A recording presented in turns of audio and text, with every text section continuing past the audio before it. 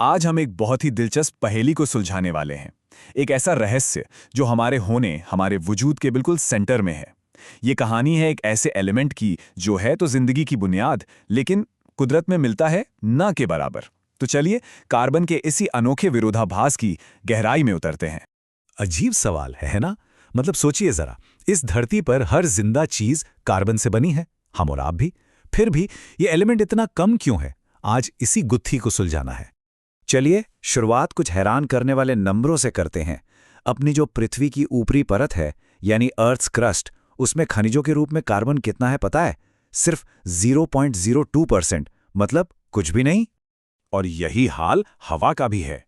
अपने एटमॉस्फेयर में carbon dioxide के तौर पर इसकी मौजूदगी है सिर्फ 0.03%। तो मतलब जमीन हो या हवा, हर जगह कार्बन की भारी कमी है। तो ये है असल विरोधाभास। एक तरफ तो कार्बन हमारे खाने, कपड़ों, दवाओं, मतलब जिंदगी की हर चीज में मौजूद है, और दूसरी तरफ कुदरत में ये इतना कम है। तो फिर ये कमाल होता कैसे है? इसका जवाब छिपा है कार्बन के खास स्वभाव में। इस रहस्य को सुलझाने के लिए हमें कार्बन की एक केमिकल दुविधा को समझना होगा। ये सारी कहानी शुरू होती है एटॉमिक लेवल पे। एक बहुत ही दिलचस्प चीज देखिए, कार्बन से बनी चीजें यानी कार्बन कंपाउंड्स आयोनिक कंपाउंड से बिल्कुल अलग बर्ताव करती हैं। इनका मेल्टिंग और बॉइलिंग पॉइंट कम होता है और इनमें से बिजली भी पास नहीं होती। यही हमारा पहला सुराग है कि कार्बन के अंदर जो बॉन्डिंग है वो कुछ तो खास है। और इस अजीब बर्ताव की वजह छिपी है कार्बन के एटम के ठीक अंदर। इसके सबसे बाहरी शेल में होते हैं 4 इलेक्ट्रॉन, और स्टेबल होने के लिए इसे अपना ये बाहरी शेल पूरा भरना होता है। ये तो केमिस्ट्री का एक बेसिक रूल है। लेकिन यहीं आकर कार्बन फंस जाता है। उसके पास 2 रास्ते हैं। या तो वो 4 इलेक्ट्रॉन किसी से ले ले, लेकिन मुश्किल ये है कि उसके न्यूक्लियस में बैठे 6 प्रोटॉन 10 इलेक्ट्रॉन्स का बोझ नहीं संभाल पाएंगे। दूसरा रास्ता, वो अपने चारों इलेक्ट्रॉन किसी को दे दे, पर ऐसा करने में इतनी ज्यादा एनर्जी लगेगी कि वो भी नामुमकिन है। मतलब दोनों रास्ते बंद। तो फिर कार्बन करता क्या है? वो ना तो इलेक्ट्रॉन लेता है ना देता है।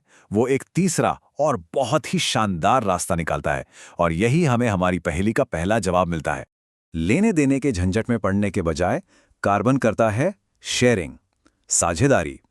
ये अपने इलेक्ट्रॉन्स दूसरे एटम्स के साथ शेयर करता है, और इसी शेयरिंग से जो बॉन्ड बनता है उसे कहते हैं कोवैलेंट बॉन्ड। और ये एक बहुत ही मजबूत और स्टेबल रिश्ता होता है।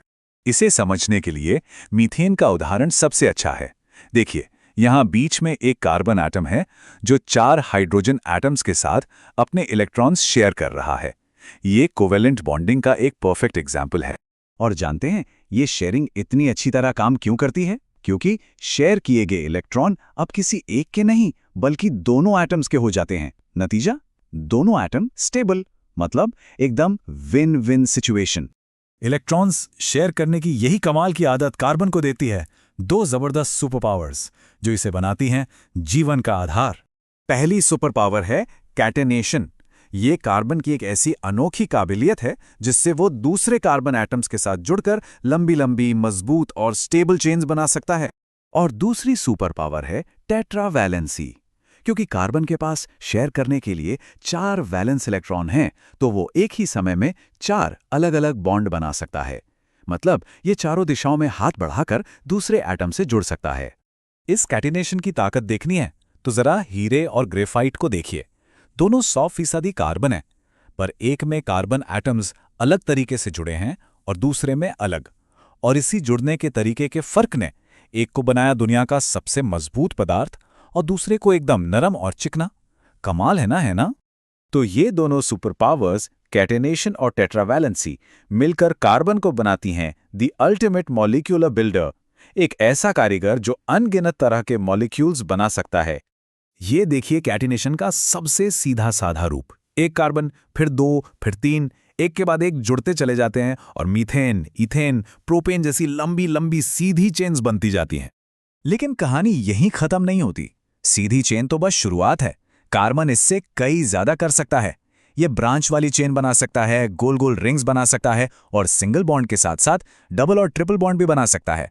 यही तो इसकी असली ताकत है। अब ये देखिए, ये और भी कमाल की बात है। ब्यूटेन का फॉर्मूला है C4H10। लेकिन इन्हीं एटम्स को हम दो अलग अलग तरीकों से भी जोड़ सकते हैं। फॉर्मूला सेम पर स्ट्रक्चर अलग, और इसलिए गुण भी अलग। इन्हें ही आइसोमर्स कहते हैं। और सीधी या ब्रांच चेन ही क्यों? कार्बन तो गोल गोल रिंग्स भी बना सकता है, जैसा कि साइक्लोहेक्सेन में दिख रहा है। यहां कार्बन एटम्स ने आपस में जुड़कर एक छल्ला, एक रिंग बना ली है। और ऐसा नहीं है कि कार्बन सिर्फ दूसरे कार्बन एटम से ही दोस्ती करता है। इसकी दोस्ती तो ऑक्सीजन, हाइड्रोजन, नाइट्रोजन जैसे कई फ्रेंडली एलिमेंट्स से भी है। और जब ये इनके साथ जुड़ता है तो कंपाउंड्स की एक इतनी बड़ी दुनिया बन जाती है जिसकी कोई सीमा ही नहीं है।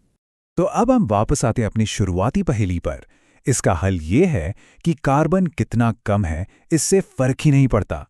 फर्क इस बात से पड़ता है कि वो कितना वर्सटाइल है, कितना कुछ बना सकता है।